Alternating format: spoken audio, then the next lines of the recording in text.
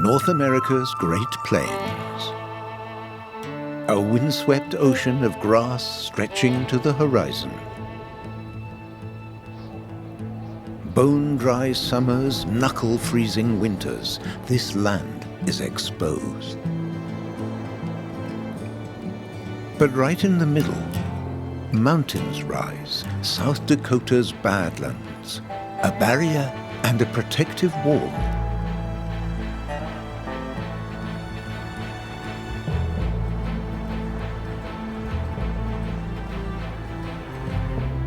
One species has colonized this land: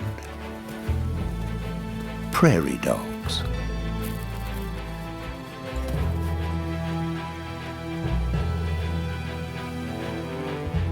Theirs is a life of constant conflict, both within the group and with outlaws attacking from outside. In this Wild West, life hangs by a thread.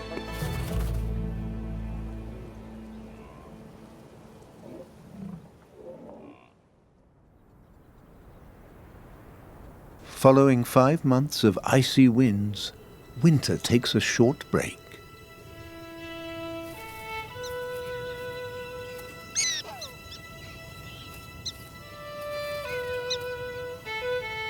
After months of fasting underground, there's nothing left outside but dried grass.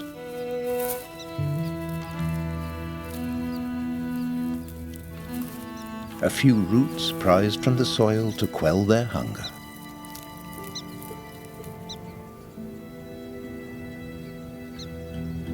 Work starts on an empty stomach.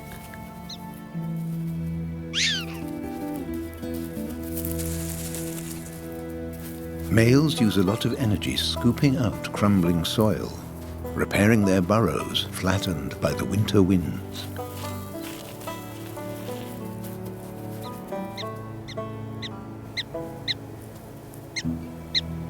In a time of famine, everyone defends their tiny piece of land and the little they possess. They live side by side, but it's everyone for himself. The tension between neighbors is palpable.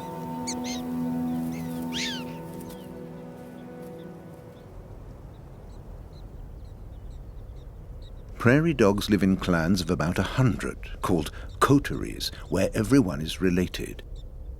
The burrows of large families are linked by tunnels. The whole community extends much further. Dozens of coteries side by side, making a huge town. It's safest to live in the center of the coterie because the predators roam the suburbs. Understandably, that's what everyone wants.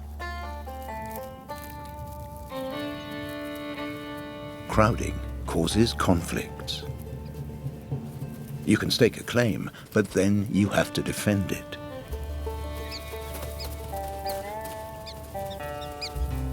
This is Old John, the clan's dominant male. He lives in the center. Females like that. But every year, young males challenge him. Like Peter, he wants to rule. He's not the only one. Stocky Charles knows his strength and seizes his chance. Conflict is inevitable.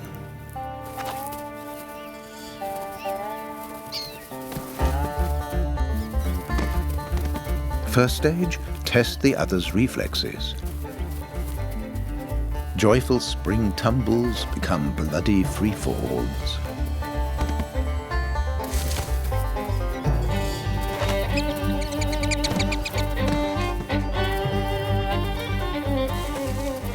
Scrapping and scraping. Aiming for the eyes and the genitals. There are no rules here.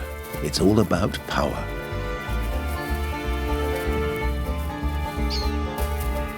And there can only be one result.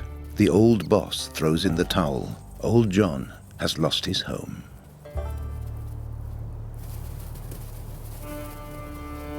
Charles fought hard too, but now he beats a retreat. It's done. Peter's in charge now.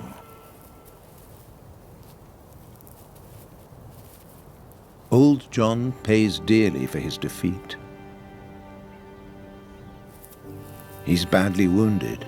These scars will last.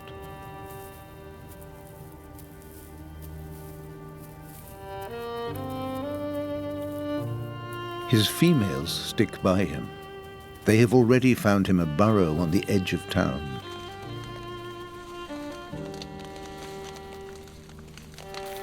Nothing takes away the sting like a snug snooze with his loyal companions.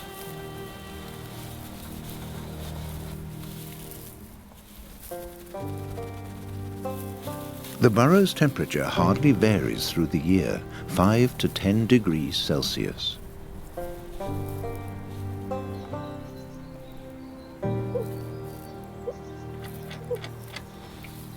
That's a good thing, because outside, the north wind has brought winter back.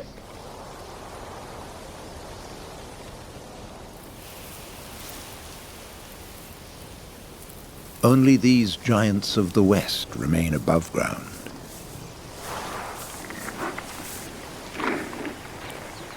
"200 years ago, before the settlers came, this was their land. They dominated the plains in their tens of millions. 1% remain."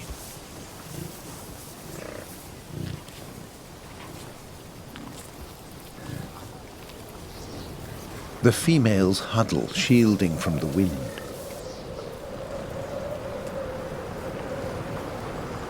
If the winter persists, they'll delay the birth of their young.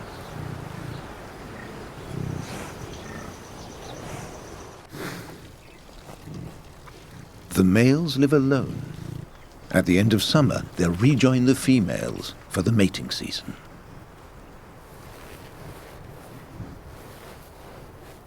As the temperature drops to -35, these one-ton colossi never stop looking for food.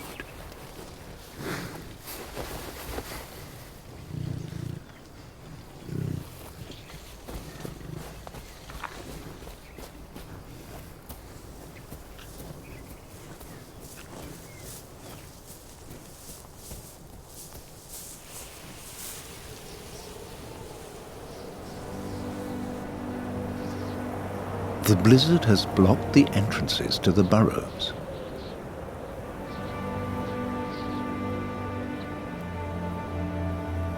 The town seems calm, but the calm is deceptive.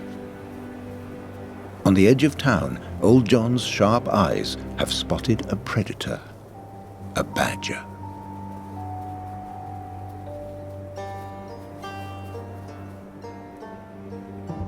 It doesn't like the daylight. This means danger. Badgers hate cold. That's why it waits for the sun before checking the burrows. With its sense of smell so acute, it knows exactly how many prairie dogs are hiding in each one. Only 2?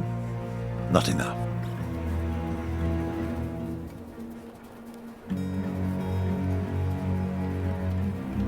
This one's too deep. No point wasting energy. For a badger, the perfect burrow is one with a single entrance.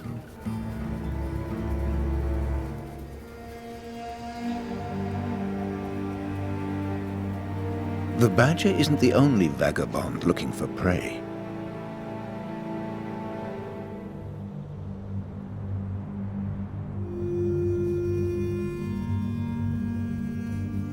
Stunned by hunger, a coyote wanders its territory. He's not so good at finding prey, so he makes do with whatever he can get while he waits for the snow to melt.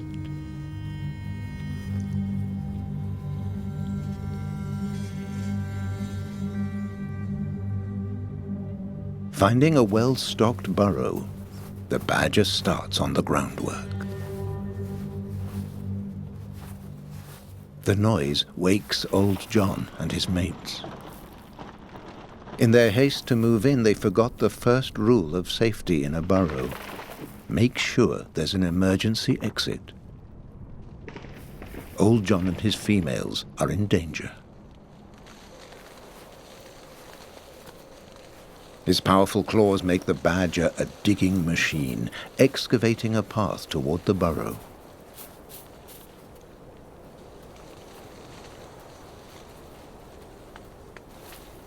When he reaches their tunnel, John and his females will have no way out.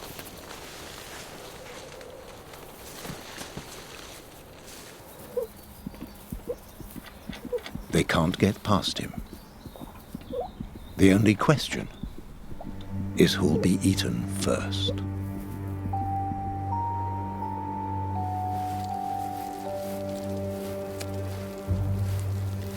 Here in the West, prairie dogs rarely die of old age, and badgers don't die of hunger.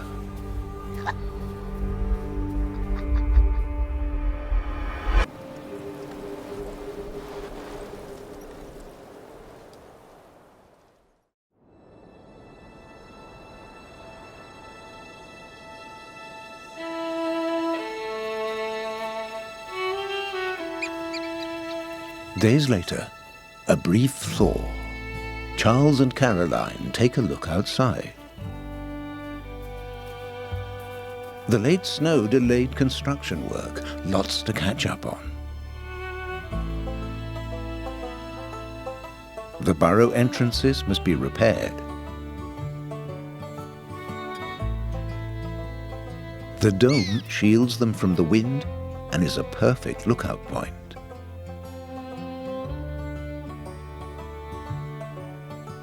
No time to waste. Charles sets to work. With the thaw, the soil is softer and easier to shape.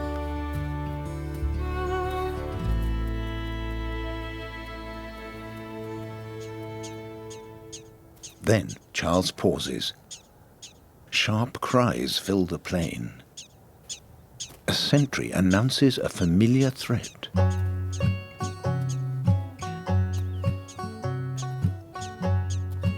A cruising coyote with his mate and 2 yearling cubs. All starving.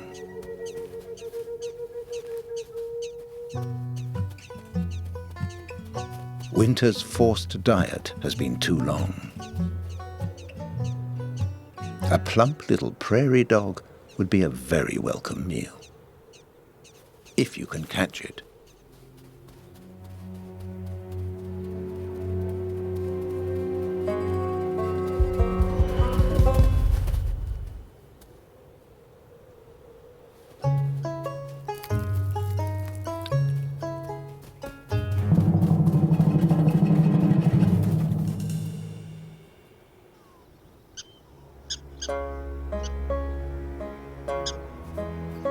The prairie dogs are like temporary tenants here.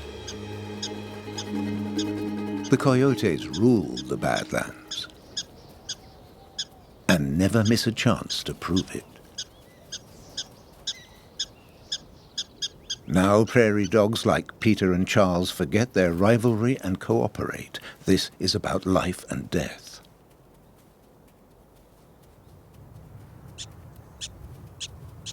The clan's sentries have different calls for different types of threat.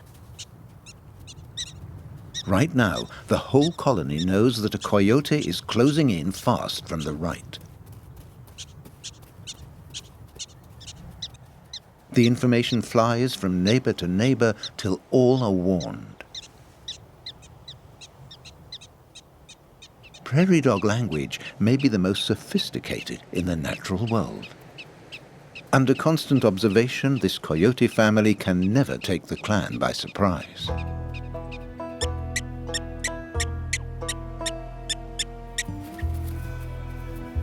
So, change tactics.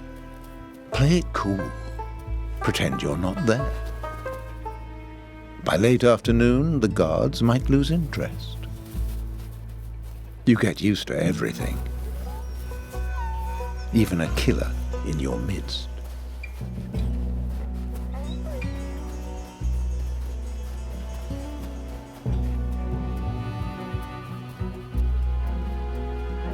The coyote strolls about, one keen eye on who's watching.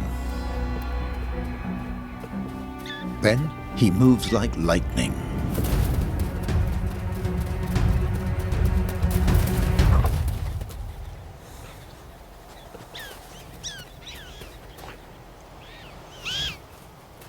The whole clan celebrates his humiliation.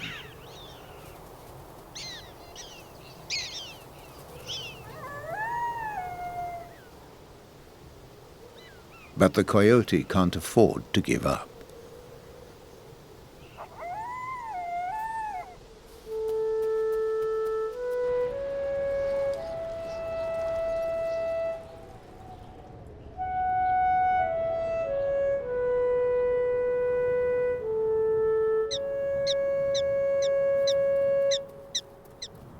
The prairie sun has cleared the last vestiges of winter.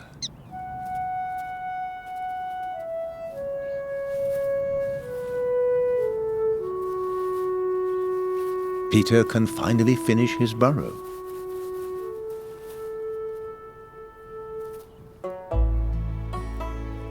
If the females will let him.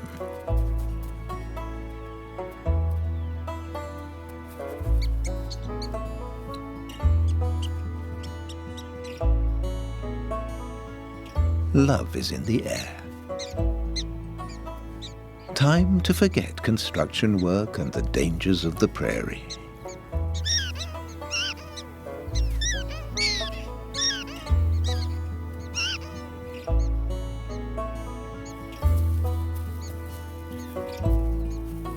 It all starts with a kiss, indicating one's identity to a potential partner.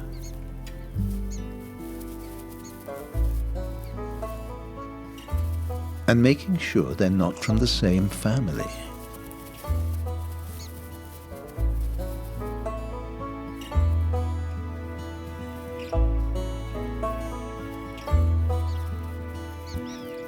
This time of year, males try to mate with many partners.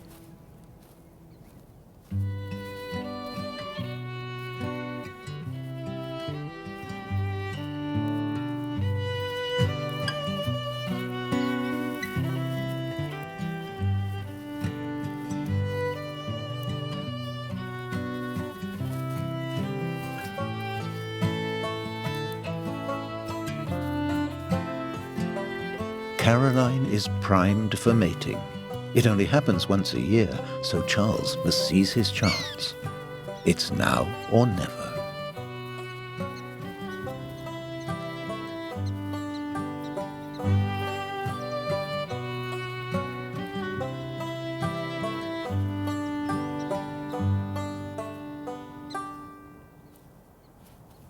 And then Caroline's behavior completely changes.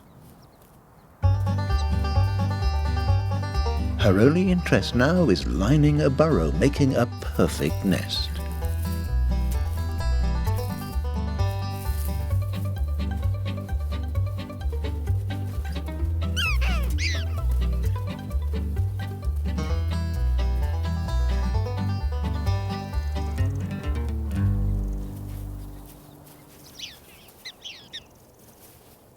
Tensions rise among females when pups are expected.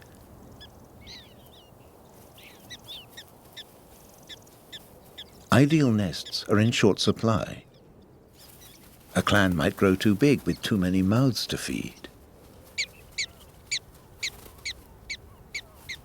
Peter's mate, Jill, won't tolerate a rival. If Caroline has a big litter, there'll be less grass for Jill's young. Jill harasses Caroline till she goes to ground.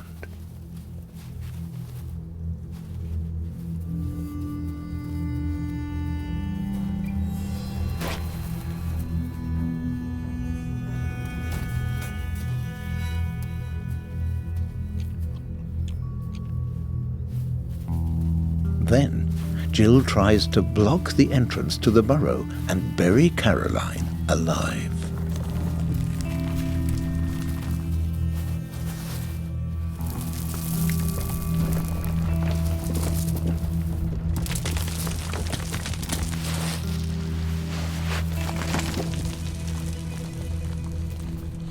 Luckily, Caroline has prepared an emergency exit. She'll carry on her work, but she's had a shock.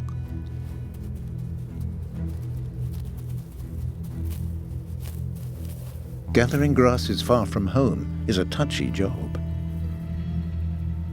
In the lawless West, it's easy to steal forage like this. Ask Jill. Why do the work if you can grab a ready-made?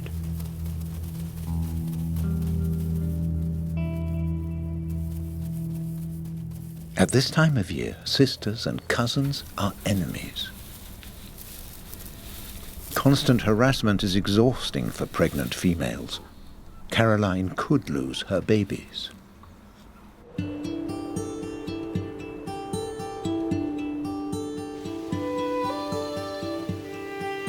The tall grass heralds the coming of spring.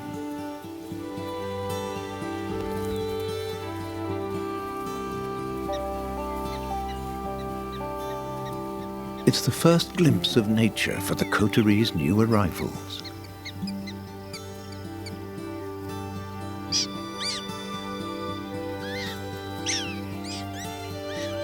The little prairie dogs have spent 6 weeks underground. It's time to discover a new world.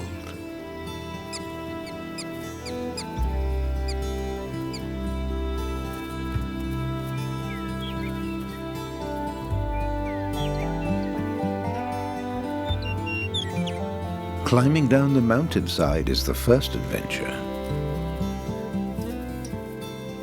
But you have to dare if you want the luscious new grass.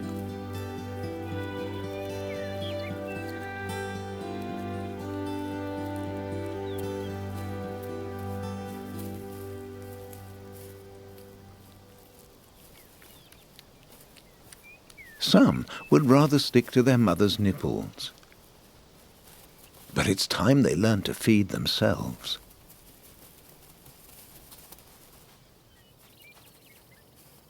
There are up to 6 in a litter.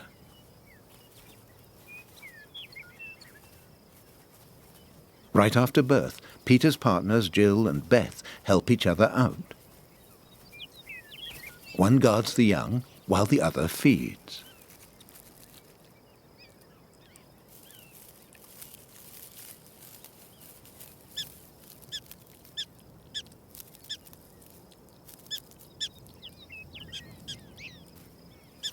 The dome of the burrow is their creche. They learn by imitating the adults.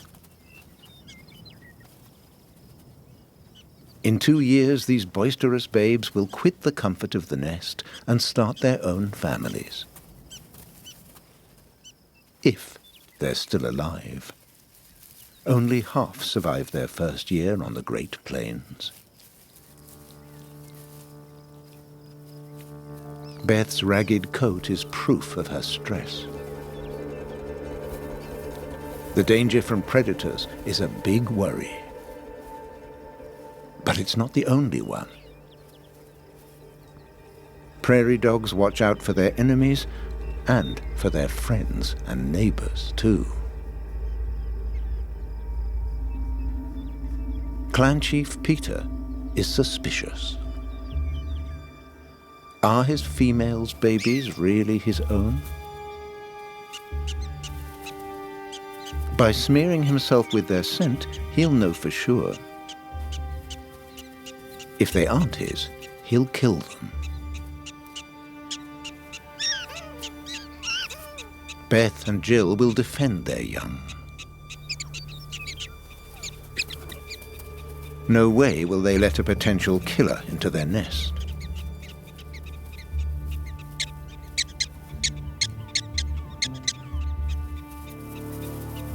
Ignoring his partner's protests, Peter seeks out any trace of the young in the earth around the burrow.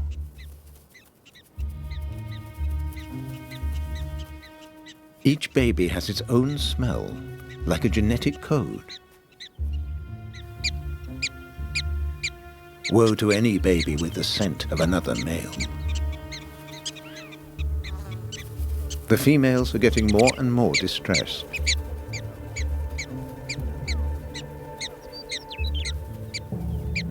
They will do all they can to ward off the dominant male.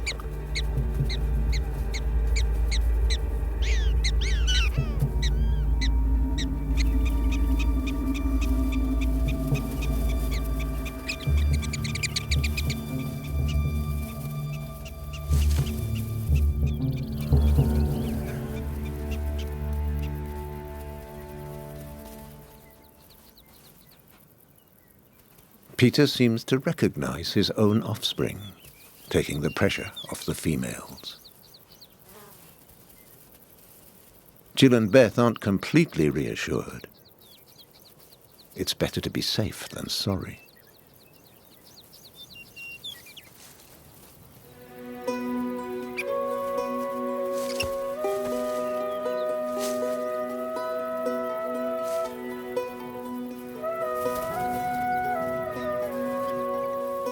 They move their young to a safer burrow.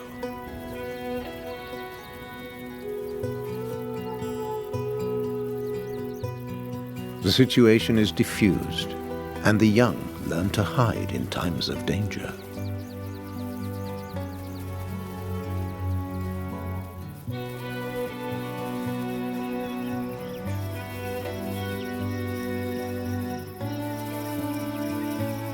Calm returns to the coterie, at least for now.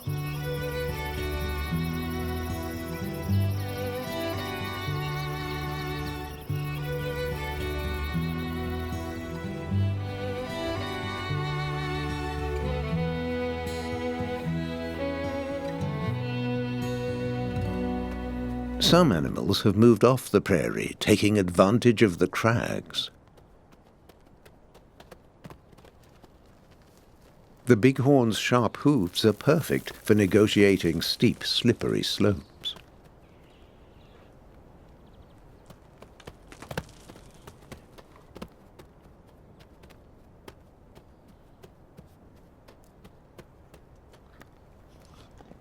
The females gather in herds, pacing the crests in search of high pasture.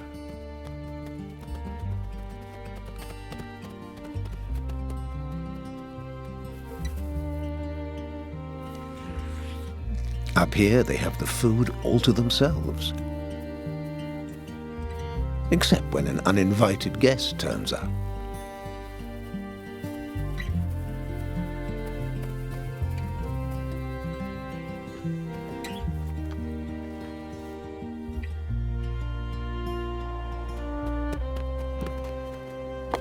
Balanced on the mountainsides, young males play rat, far from the females.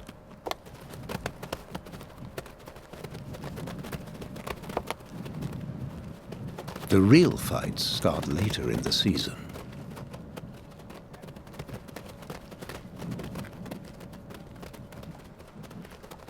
On reaching sexual maturity, each will go his own way to conquer new territories.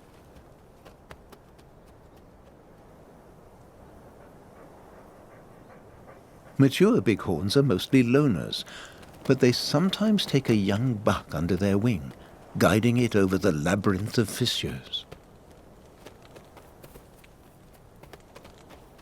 It's a two-way relationship, though, with the young buck as observer and bodyguard. Coyotes rarely venture this high, but two pairs of eyes are always better than one.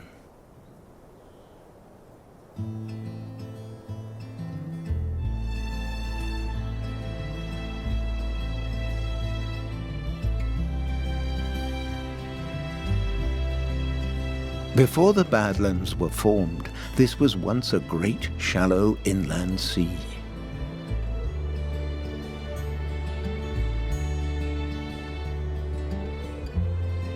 For 75 million years, sediment settled,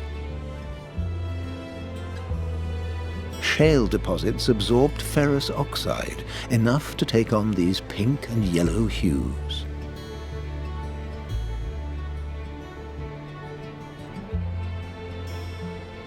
By tracing the different strata, scientists have uncovered the region's geological history.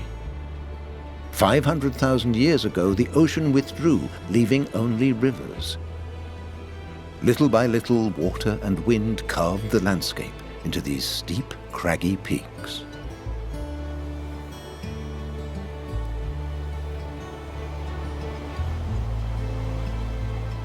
This stone is soft, eroding 2 centimeters every year, 10,000 times as fast as granite.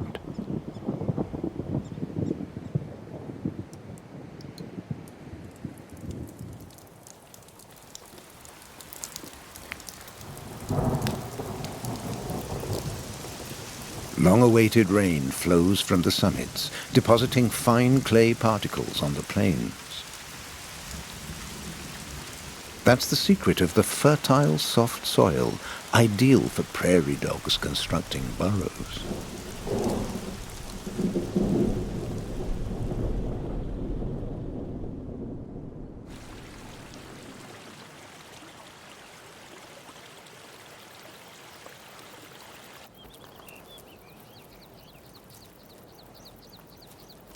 The animals of the plains rarely get the chance for a change of scene.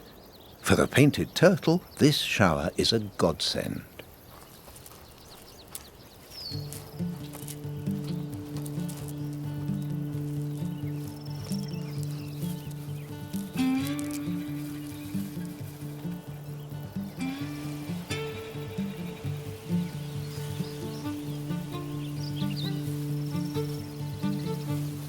Its pond was its whole world.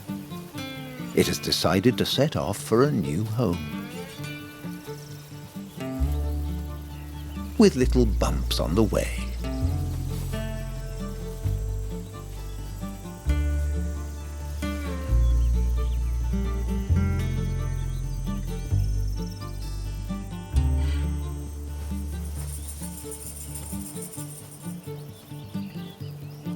Charles won't sound the alarm.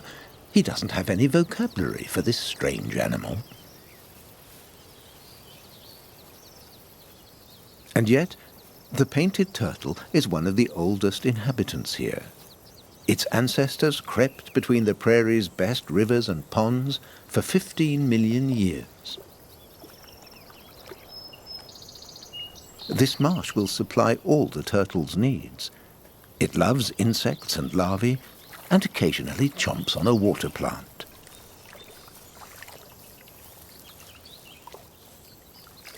And there's perfect mud to hibernate in through the next few winters. Quiet, peaceful places like this are rare in the Wild West.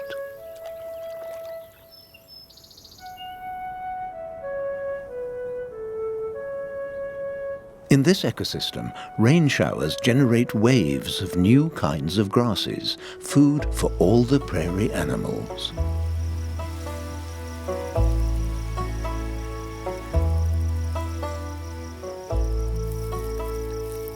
The little pups couldn't be happier. The dense lushness is just what they need to grow.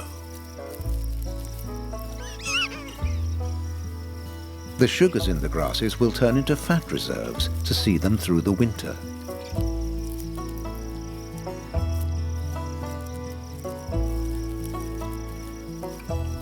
Meanwhile, Charles and Caroline are keeping the grass short. If they weren't there to eat it, it'd be more than a meter tall.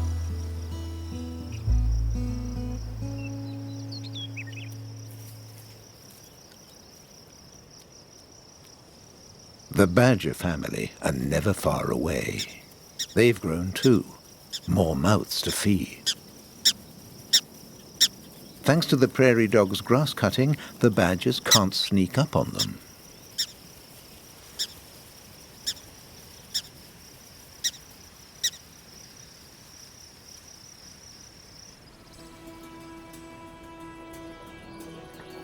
All the herbivores benefit from the prairie dog's maintenance. First, the bisons. They like tender grass shoots that won't scratch their eyes.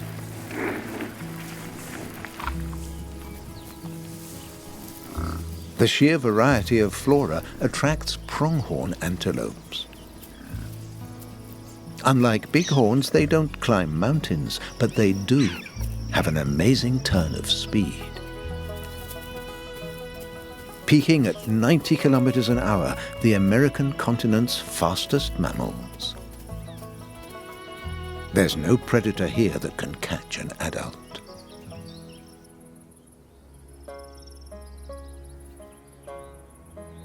This coyote steers clear of the big herbivores, concentrating on prairie dogs, whose population has tripled.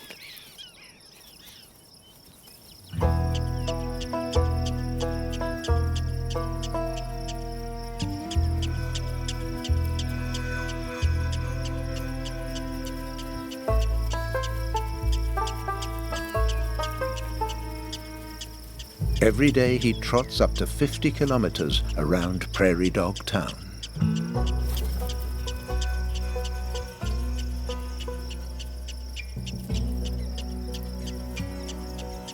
The food is close by.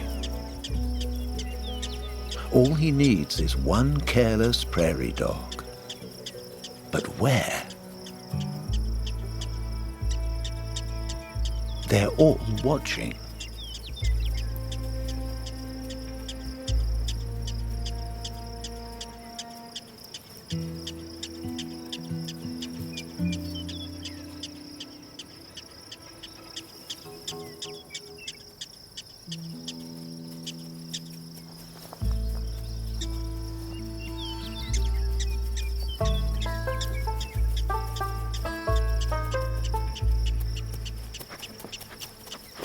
He's not doing too well.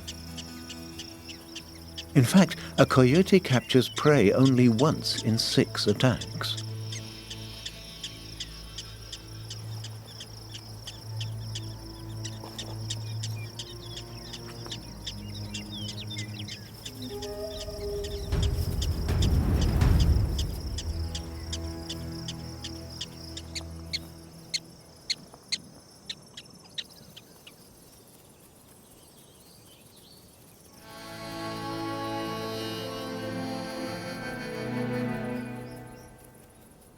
That long patrol only made his hunger worse.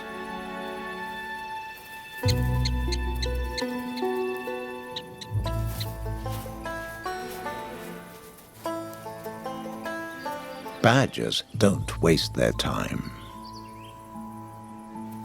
A tried and tested tactic: choose a well-appointed burrow, dig, and wait.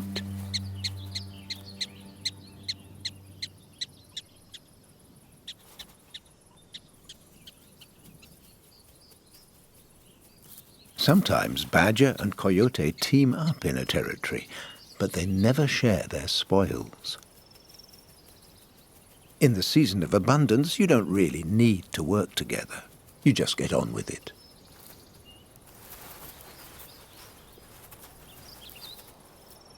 You can still learn from your neighbor. A coyote can invade a burrow too.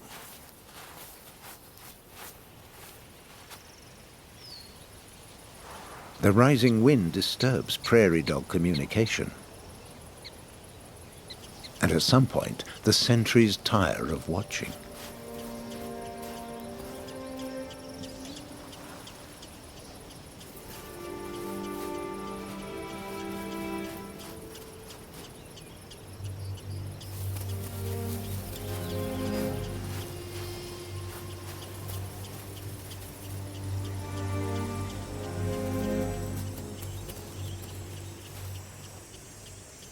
Who will poke his nose out first?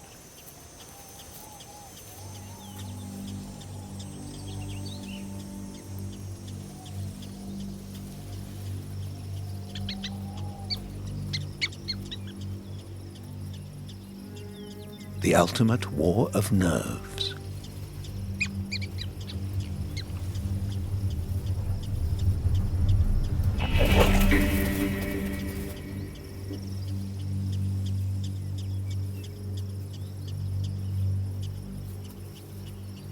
Harriet moved too soon.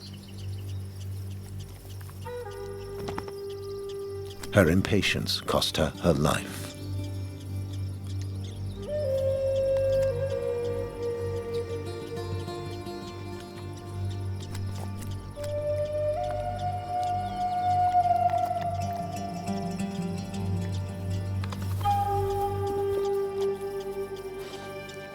Patience means more than speed and strength.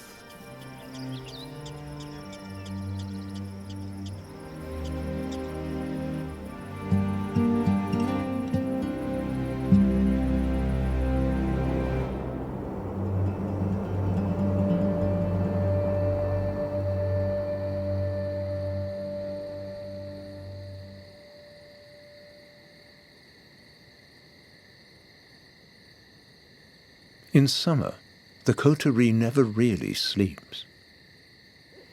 Peter's clan faces one more threat. A black-footed ferret has joined the hunt. There are only 400 of North America's most endangered mammals. Most of them are here in the Badlands.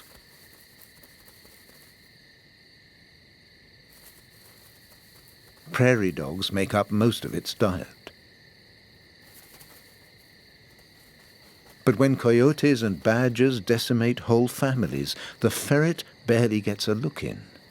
The lack of food has almost driven it extinct.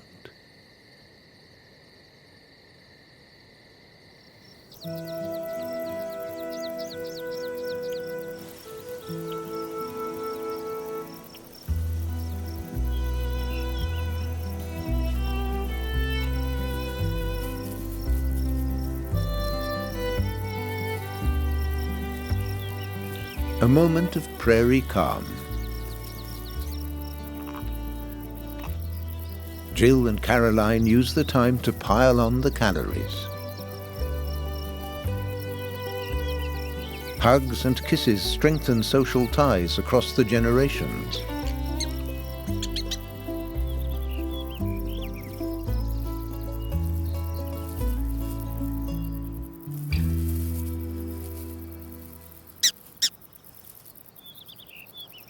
But there's an intruder.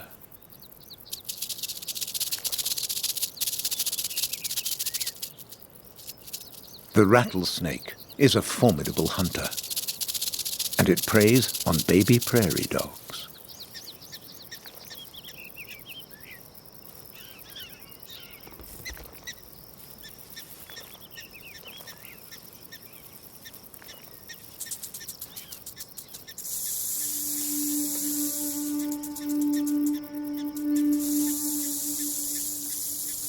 Panic grips the females. Suddenly, their kisses transmit the scent of fear.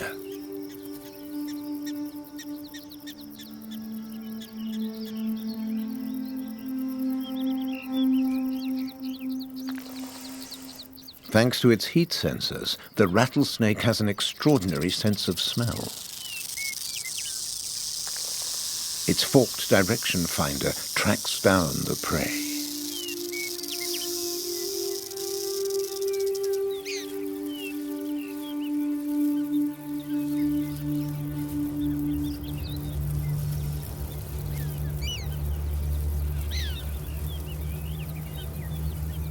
With danger down at their level, Peter and Charles quit their rivalry.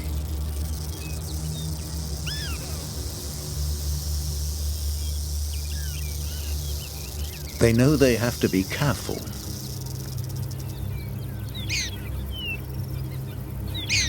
But they also know a rattler is really a shy creature.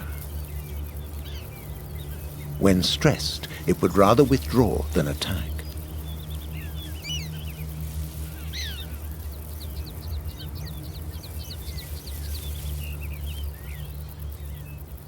The reptile chooses a tactical maneuver, withdrawing into an empty burrow.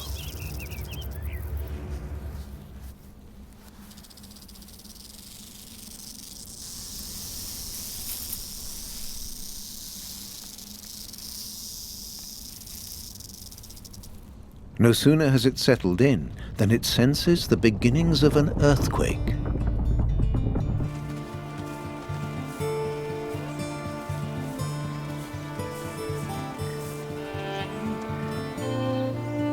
The big boys are on the move.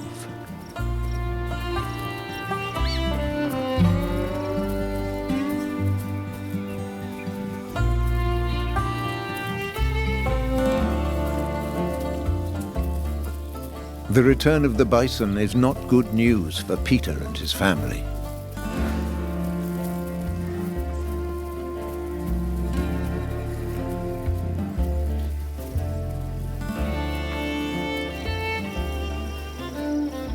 The downside of summer: too hot, too many insect bites.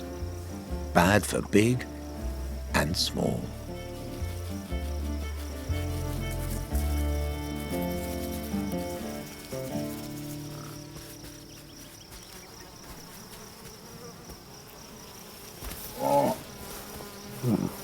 The bison have their own solution: a dust bath.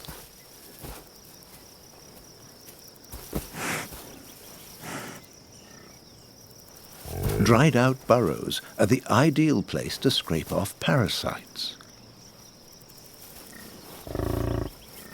The clay is great for their coats.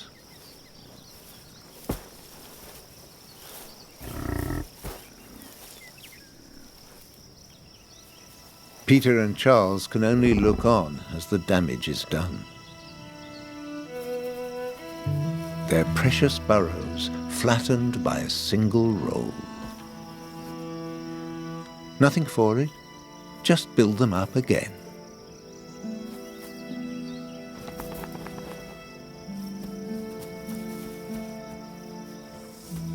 Time to move on.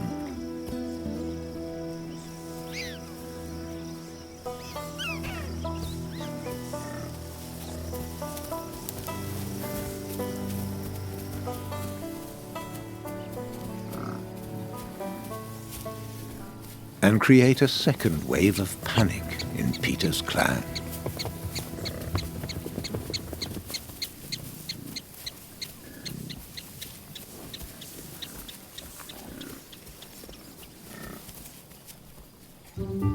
The mother badger was watching the whole time.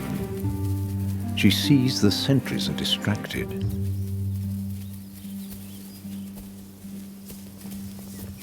Peter senses the danger too late to reach his burrow. As a dominant male, he's not allowed to seek safety in a neighbor's burrow. He's on his own, like all the others.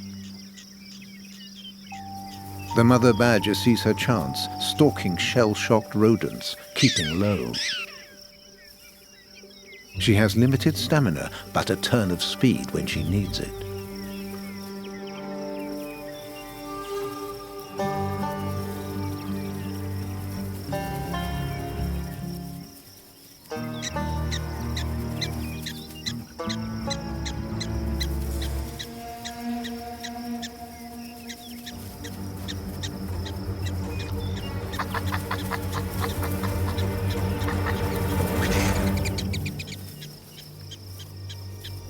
It's over.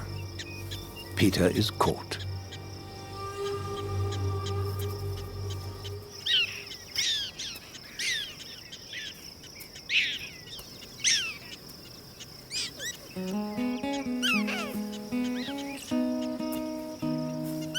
An anguished cry spreads through the colony, mourning the failure of their warning system.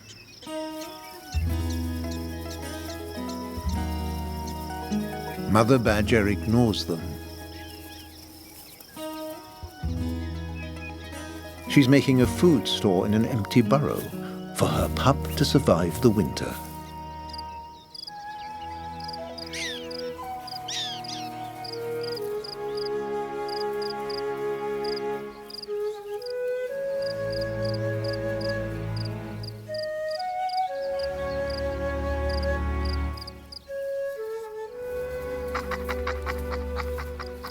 A great day for the young badger.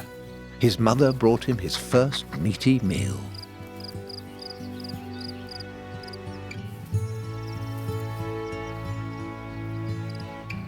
The coterie, the clan, has lost its dominant male.